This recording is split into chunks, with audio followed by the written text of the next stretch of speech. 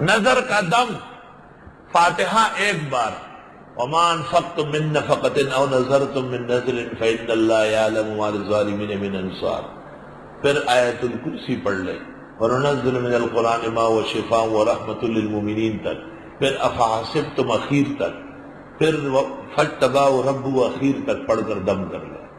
3 دفعہ ایسا کر لے اور نظر میں یہ توجہ دے کہ یا اللہ جن اور انس، رجال و نساء، اپنے اور پرائے، کالی آنکھوں والے، ہری آنکھوں والے، دوست دشمن، بڑے چھوٹے، چاہنے والے نہ چاہنے والے، ارادے والے بے خیالی والے، سب کی نظر آپ کے حکم سے آپ کے ان نیک بندوں کی ایک غلام کی طرف سے اتارتا ہوں جن کو آپ کی طرف سے اجازت ہے،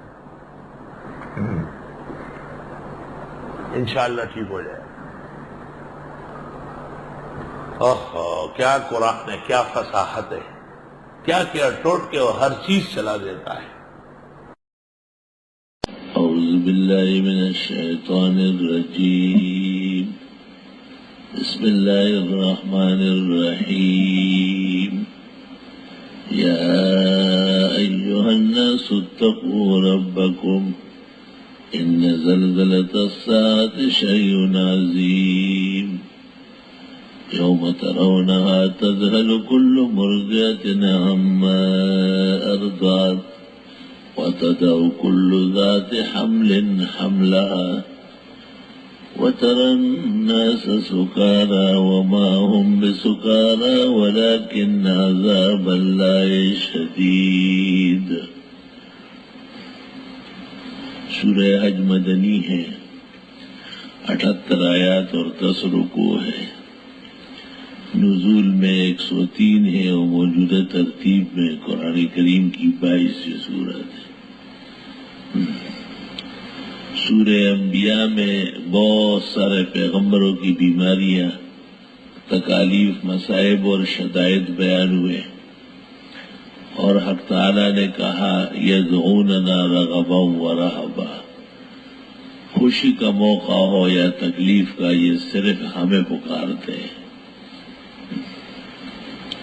یہی توحید ہے، یہی دعوت اللہ ہے، یہی عبادت مخلصہ ہے۔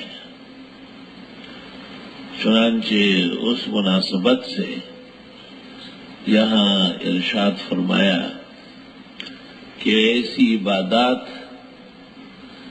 جو خالصہ اور مخلصہ للہ وحدہ ہو،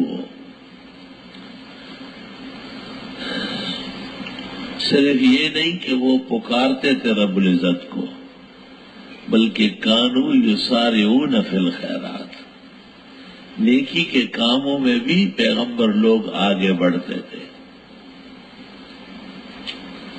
اس کی مثال اس سے دیکھیں آپ کہ غزوہ خندق میں جب آپ نے زمین تقسیم کی کہ یہاں سے وہاں تک آپ، وہاں سے وہاں تک وہ آپ، سب لوگوں کو، تو ایک حصہ زمین کا آپ نے چھوڑا اور فرمایا یہ میں خود کھو دوں گا۔ تو صحابہ نے آپس میں مشورہ کر کے اور پھر خدمت میں آیا، کہا ہم غلام کس کام کے لیے کہ جیسے ہم کھودتے آپ بھی کھود رہے، یہ بات تو ٹھیک نہیں ہے۔ آپ مسکرائے اور آپ نے ان سے کہا اگر خندق کھودنے کے لیے طاقت کی ضرورت ہے فانا اقواکم، میں تم سب میں صحت مند اور طاقتور ہوں، اور اگر خندق کھودنے سے اللہ راضی ہوتا ہے اور ثواب ملتا ہے فانا احوج الیہا منکم، مجھے تم سے زیادہ ضرورت ہے کہ اللہ راضی رہے اور مجھے اجر دے۔ صلی اللہ علیہ وسلم، یہ انبیاء و مرسلین کا خلاصہ پیغمبر، ختام المرسلین وفتاح الولایہ والتقوی، جناب رسول اللہ صلی اللہ علیہ وسلم کا ارشاد ہے۔ تو سورہ حج عبادت مخلصہ کے بیان میں ہے، جس طرح وہاں ابتدا میں تھا اقترب للناس حسابہ، وہ حساب کتاب کی گھڑی سر پر آ گئی اور لوگ غفلت میں پڑے ہوئے ہیں۔ یہاں فرمایا یا ایھا الناس اتقوا ربکم، اے لوگوں رب سے ڈرو، ان زلزلۃ الساعۃ شیء عظیم، قیامت کے زلزلے بڑے خطرناک ہوں۔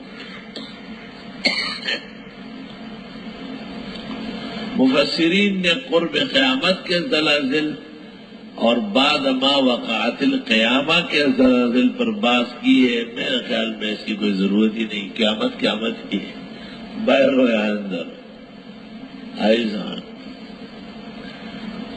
وہ کہتے ہیں نا کہ کہیں ڈول بج رہا تھا تو ایک شوقین آدمی دور سے ناچ رہا تھا، تو کسی نے اس کو کہا کہ اس نے کہا اوتے دوجدہ ویتھی دوجدہ برابر ہے، وہاں بجے یا یہاں بجے ناچ تو ہے۔ تو قیامت قیامت ہی ہے، اقترب للناس حسابهم، اور یا ایھا الناس اتقوا ربکم ان زلزلۃ الساعۃ شیء عظیم۔ جو ابتدائے قیامت میں زلازل ہے یا انتہائے قیامت میں ہے، دونوں زلازل قیامت ہے۔ اس عاجز اور فقیر کے نزدیک اس پر مبحث کوئی زیادہ فائدہ مند نہیں ہے، اگرچہ ہمارے بزرگوں نے فرمائی ہے۔ بس حاصل یہ ہے کہ قیامت شروع ہونے سے پہلے بھی زلزلے بہت آئیں گے۔ حدیث شریف میں ہے صبح زلزلہ ہو چکا ہوگا، زور میں پھر آ جائے گا، اور رات کو ہو چکا ہوگا، دن میں پھر اور لوگ یہی کہتے ہوں گے کہ اتنے زیادہ زلزلے، وہی علامت الساعہ، اور یہی قیامت کی علامت ہوگی۔ وہاں فرمائیں کہ لوگوں کو قیامت کی گھڑی قریب آئی، حساب کا وقت بالکل سر پر آیا اور یہ غفلت میں ہے۔ اور یہاں فرمائیں کہ اللہ سے ڈرو، تقوی پیدا کرو۔ حاصل اس کا اور اس کا ایک ہی ہے کہ قیامت برحق ہے اور اس نے آنا ہے، لہذا تیاری کرو۔ یوم ترونہا، جس دن آپ قیامت کو دیکھیں گے، تذہل کل مرضعۃ عما ارضعت، بھول جائے گی ہر دودھ پلانے والی وہ جو دودھ پلا رہی تھی۔ دودھ پلانے والی ماں جو ہوتی ہے نا، اس کے سب سے زیادہ محبت بچے سے ہوتی ہے۔ قیامت کی گھڑی میں دودھ پلانے والی شیرخوار بچے کو چھوڑ کر ادھر ادھر بھاگے گی کہ شاید میں بچ جاؤں۔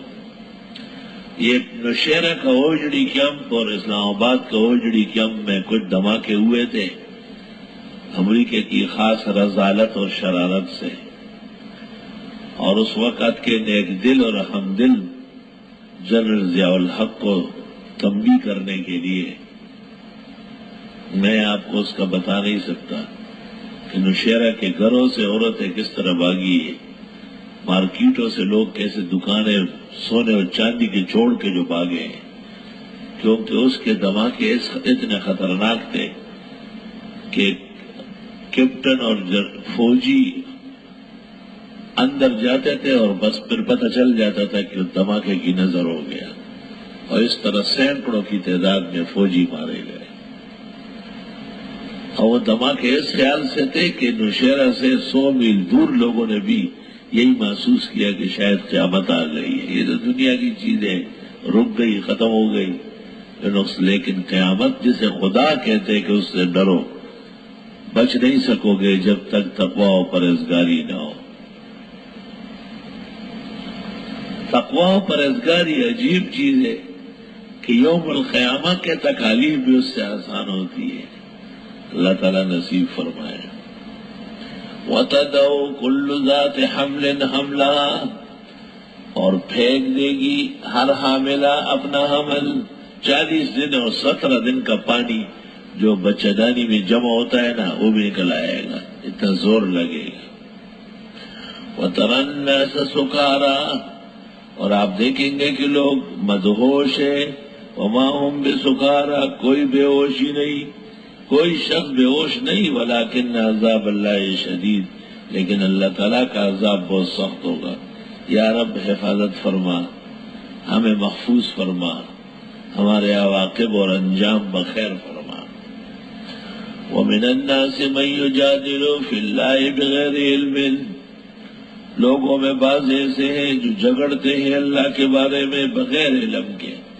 بھئی اس تک تیرے استعداد نہیں ہے، یہ مسئلہ تیرے جاننے کا نہیں ہے، آپ اتنے پڑھے ہوئے نہیں ہیں، باتیں مولویوں جیسی کر رہے ہیں، ناجائز بات ہے، یقیناً اس میں غلطی واقع ہوتی ہے۔ مکہ مکرمہ میں ایک انجینئر ہے برسمل خان کا، اور بعض بزرگوں سے بیعت ہوا ہے اور آج کل پیر بنا ہوا ہے۔ تو ایک دن کچھ حرم میں سب علماء بیٹھے تھے، وہ باتیں کر رہا تھا، تو مولانا سنجان صاحب نے اس کو کہا کہ تم مولوی ہو یا انجینئر ہو؟ تمہیں یہاں حرم شریف میں تنخواہ مولوی کی ملتی ہے انجینئر کی ملتی ہے؟ تو اس نے کہا کہ میں تو انجینئر ہوں۔ کہا بس پھر خاموش بیٹھے رہو، آپ کا میدان نہیں ہے یہ مسائل میں کلام کرنا، اس کے لیے اجل علماء ہیں، ان کا میدان ہے۔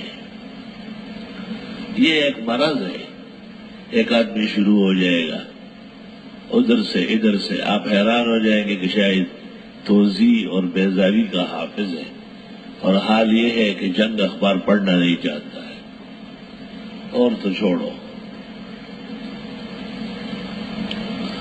اس میں احتیاط کی بہت زیادہ ضرورت ہے، اور علماء دین کو چاہیے کہ ان کی رسیاں ڈھیلی نہ کریں، بلکہ مناسب تنبیہ کے ساتھ ان کی اصلاح کریں۔ اللہ اس پر بہت ناراض ہوتا ہے کہ ایک آدمی کا علم نہ ہو اور بڑی بڑی باتوں میں پڑتا ہو۔ امام ابو حنیفہ رحمۃ اللہ علیہ سے حضرت علی اور حضرت معاویہ کے متعلق، حضرت علی اور عائشہ کے متعلق کچھ پوچھا گیا۔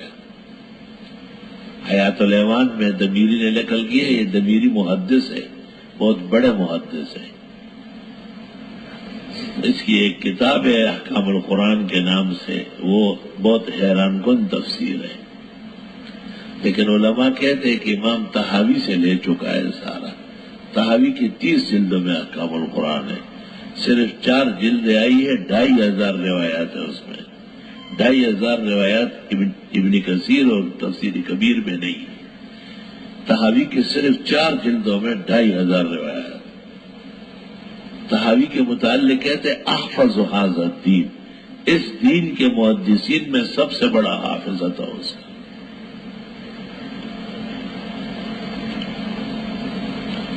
اللہ اکبر و کبیرہ۔ تو امام ابو حنیفہ نے ان سے پوچھا کہ دیکھو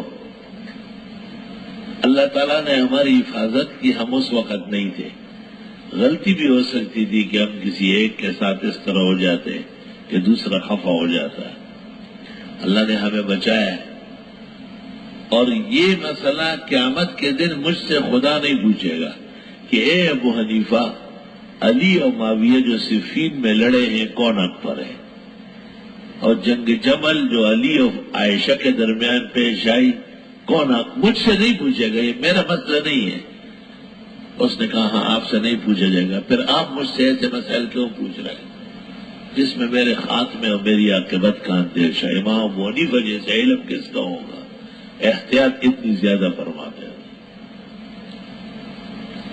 امام مالک کی خدمت میں لیث ابن سعد کے ہمراہ یمن سے کچھ وفد آئے، اور وہ امام مالک سے بڑے متاثر تھے غائبانہ،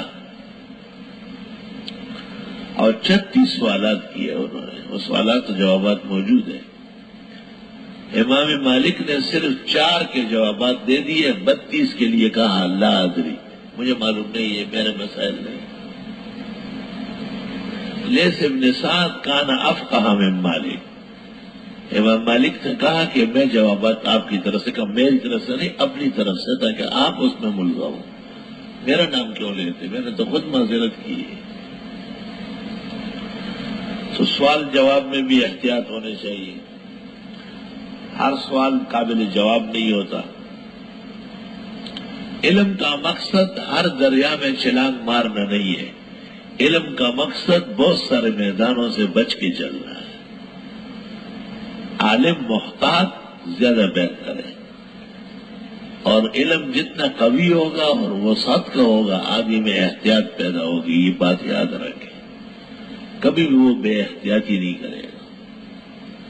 اور لوگوں میں بعض ایسے ہیں جو جھگڑتے ہیں خدا کے بارے میں بغیر علم کے، جب علم نہیں تو جھگڑتے کیسے؟ وَيَتَّبِعُ كُلَّ شَيْطَانٍ مَرِيدٍ، اور ساتھ دیتا ہے ہر شیطان سرکش کا۔ میں نے ایک حال میں نکاح پڑھا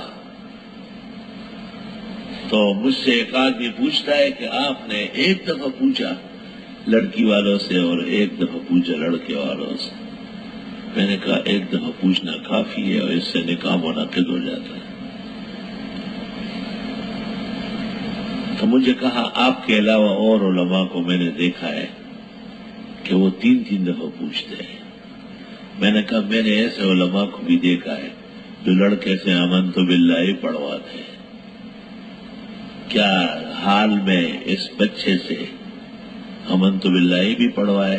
تو وہ کہنے لگا ہونا چاہیے۔ میں نے کہا پھر آپ بھی سنائے کہ مسلمان ہے یا نہیں، ہندو کی حیثیت سے باتیں کر رہا ہے۔ تو اب یہ اس کا میدان نہیں ہے کتاب النکاح، وہ نہیں جانتا کہ ایک دفعہ ایجاب قبول کافی ہے۔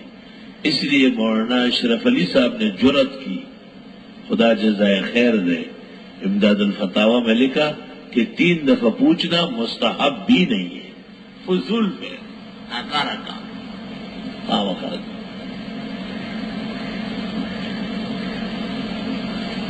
ایسے کئی مسائل ہیں جس پہ آپ حیران رہ جائیں گے، اور ان مسائل میں شریعت کا اتباع وہ بہت زیادہ ضروری ہے۔ شریعت بالکل واضح آئینہ ہے، ہر ایک اس میں اپنا چہرہ دیکھ سکتا ہے، اور ہم شریعت کے سامنے جواب دیں، لوگوں کے سامنے جواب دیں نہیں، لوگ اپنا کام کریں، لوگ ہمارے سامنے جواب دیں، ہم ان کے استاد اور شیخ و امام اور دین کے رہنمائے اللہ کے فضل و کرم سے۔ جو لوگ بغیر علم کے دین میں پڑھتے ہیں وہ پھر سرکش شیطان کا ساتھ دیتے ہیں۔ شیطان یہی چاہتا ہے کہ علم کو بدنام کرے۔ کتب علیہ انہ من تولاہ، لکھا گیا ہے شیطان کے بارے میں جو اس کو دوست بنائے، فانہ یضلہ، وہ اس کو بہراہ کرے گا، ویہدیہ الی عذاب السعیر، اور لے چلے گا اس کو جلانے والے عذاب کی طرف، رہنمائی کرے گا۔ میں نے عام معنی کیا، لے چلے گا، وہ کیا رہنمائی کرے گا؟ یا ایھا الناس، اے لوگوں، کہتے ہیں مدنی سورت یا ایھا الذین آمنوا، اور مکی صورت، اس پر علماء نے گرفت کی کہ یہ قاعدہ ٹھیک نہیں ہے، یہ تو مدنی صورت ہے، خطابات سب یا ایھا الناس ہے۔ بقرہ مدنی صورت ہے، یا ایھا الناس اعبدوا ربکم الذی خلقکم۔ اے لوگو، اگر ہو تم شک میں دوبارہ اٹھنے سے، مرنے کے بعد زندگی تم کو گراں لگتی ہے کہ شاید نہیں ہو سکتا، فَإِنَّا خَلَقْنَاكُم مِّن تُرَابٍ، پس ہم نے پیدا کیا تم کو مٹی سے۔ تمہیں پتہ ہے کس کس مٹی سے تمہاری ٹانگیں اور ہاتھ بنے؟ یہ جو تم اتنے بڑے علم کا دعویٰ کرتے ہو کہ شاید مرنے کے بعد دوبارہ زندگی نہیں ہے، تمہارا یہ منہ اس قابل ہے کہ ایسی باتیں کرے؟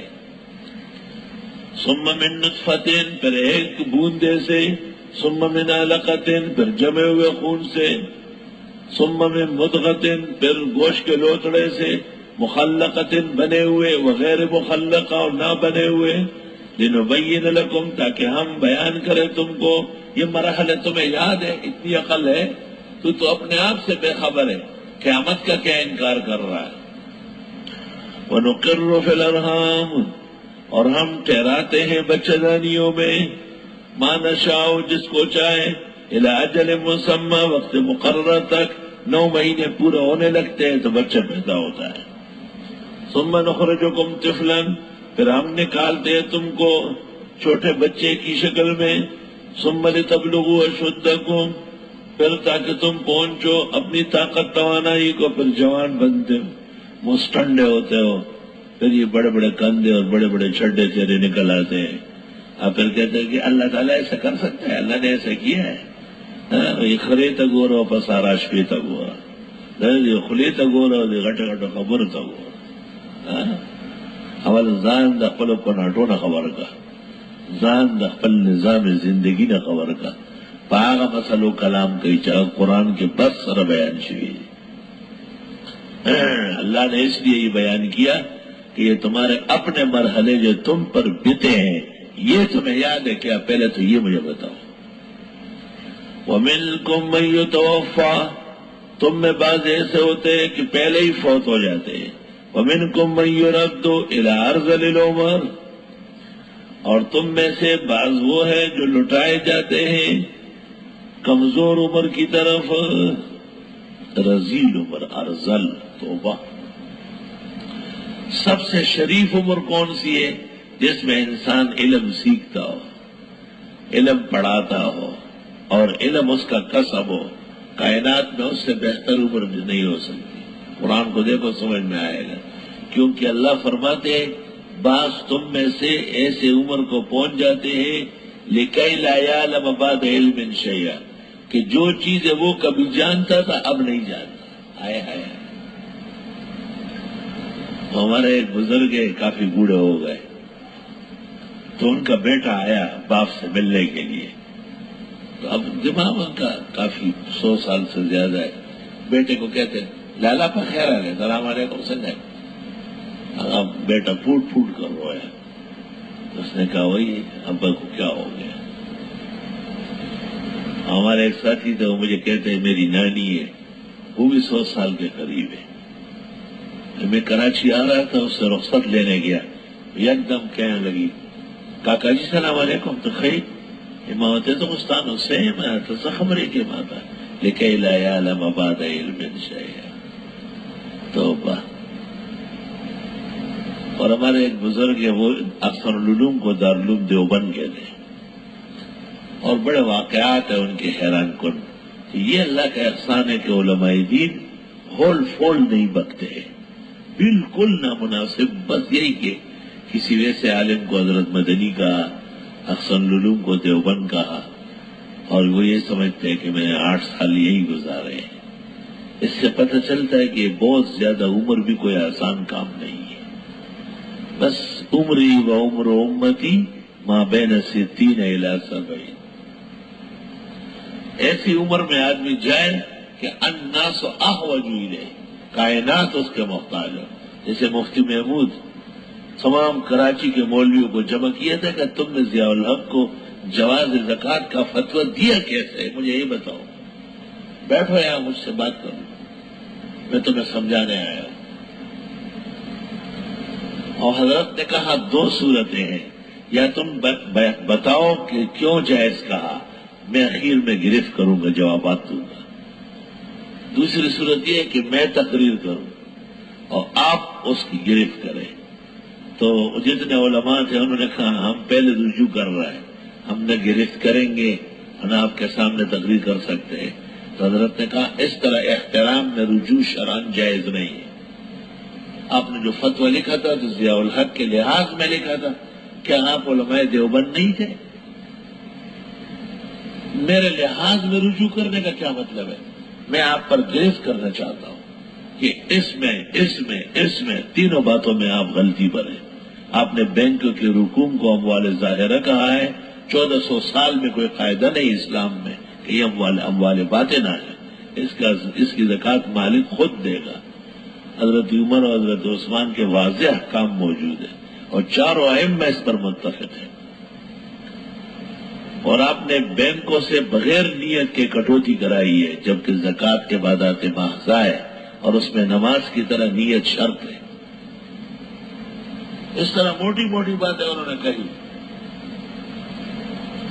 اور پھر ہمارے ان بزرگوں نے غیر مفتی محمود کی مثال باہر کی تھی اور دوسرے مولویوں کی مثال عام برتنوں کی تھی جو پانی سے بھرے ہوئے ہو.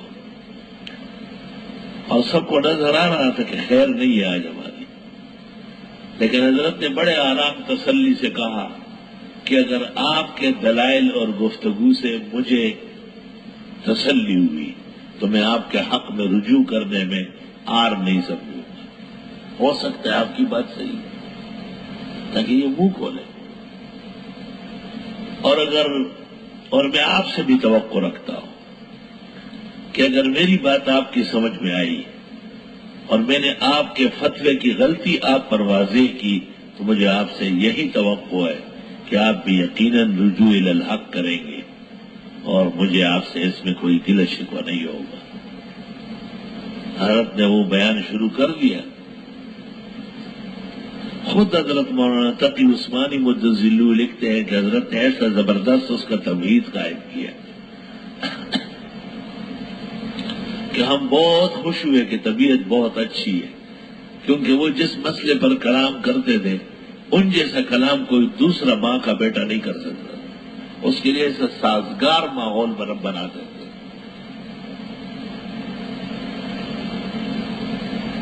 ہمارے استاذ تیوام کو بخاری شریف پڑھاتے تھے